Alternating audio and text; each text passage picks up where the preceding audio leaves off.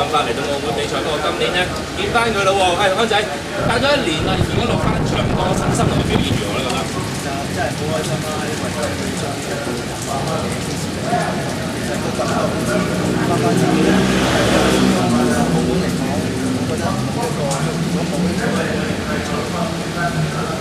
一個好似啦，咁啊亦都有練習過啦。對於而家用緊呢架新車咧，個技術方面有冇要調整嘅地方咧？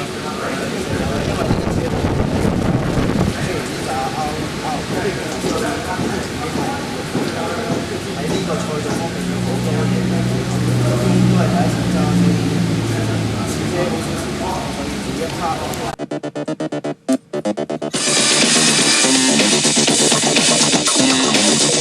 歡迎繼續收睇第53屆澳門格蘭披治大賽車。咁其實除咗路達之外咧，咁有我哋香港嘅車手張偉安亦都留意下啦。咁啊睇比賽之前咧，就即刻睇睇阿鐘仔同埋阿蕭錦濤喺澳門嗰邊有咩同我哋講啊！咁啊，張偉安咧喺600cc 嘅賽事咧都有比賽。較早前咧，我哋同佢傾過偈啊，一齊聽聽啦。嗱，我好開心咧，阿安仔咧，舊年就因為贊助商問題冇辦法嚟到澳門比賽，不過今年咧見翻佢咯喎。安仔隔咗1年啦，而家落翻場個信心同個表現如何咧？覺得？其實真係好開心啦，因為今年終於得到Yamaha嘅支持，可以賽翻。其實個感覺好似翻自己屋企咁咯，因為始終澳門嚟講，我覺得如果冇一個香港人嚟賽，唔係好掂喎。所以我今年一定要翻嚟賽咯。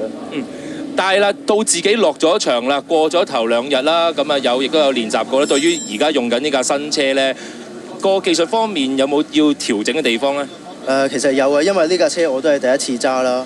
雖然呢架 R600cc 其實已經係06款，但係喺呢個賽道方面要好多嘢嘅配合咯。始終都係第一次揸，所以其實同埋試車好少時間啦，所以每一 part 我哋同埋我哋嘅機械師都好落力去配合呢架車，同埋我自己都揸盡我自己咯。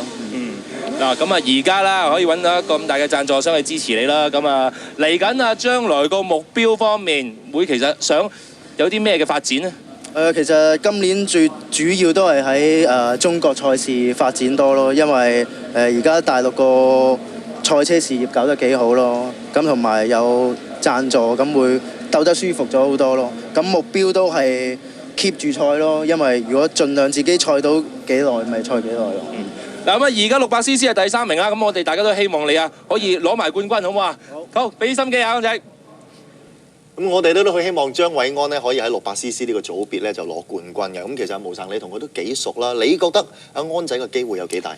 安仔其實真係香港車手嚟講咧，我覺得佢係即係已經有一種世界級水準嘅車手。我希望佢即係唔好犯錯，努力啲啦。佢哋試車時間雖然可以再比理想，雖然慢咗0.5秒啊，希望佢39秒，但係佢40秒，我覺得都 OK 啦。路達喺電單車賽衛冕失敗。格蘭披治電單車賽焦點集中喺6屆盟主英國嘅路達係咪可以再做第一？香港嘅張偉安都有角逐。